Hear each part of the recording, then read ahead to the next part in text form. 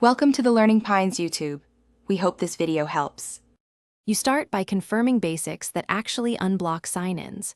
Check Xbox Live Service status, then verify your home network, Wi-Fi or wired, and restart your router.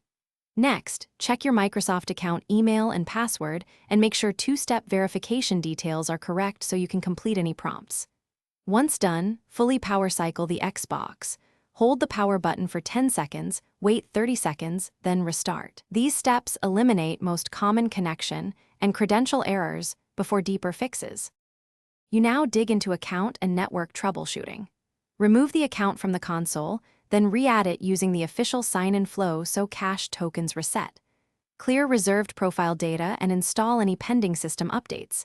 Make sure local storage isn't full. For network issues, check NAT type and open required ports on your router. This matters for authentication and multiplayer. Then test connection from settings. If sign-in still stalls, try signing in on account. Microsoft.com to confirm credentials and security alerts before proceeding. Finish with advanced fixes only after narrowing the cause. If your account signs in on the web or Xbox app, avoid a full factory reset. Instead, use a reset that keeps games and apps to preserve data. Update recovery email and phone on your Microsoft account and remove any unrecognized security devices.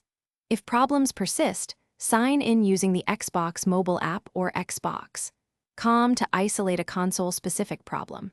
If those succeed, factory reset remains last resort. If nothing works, contact Microsoft. Thanks for watching. Consider subscribing if we helped you.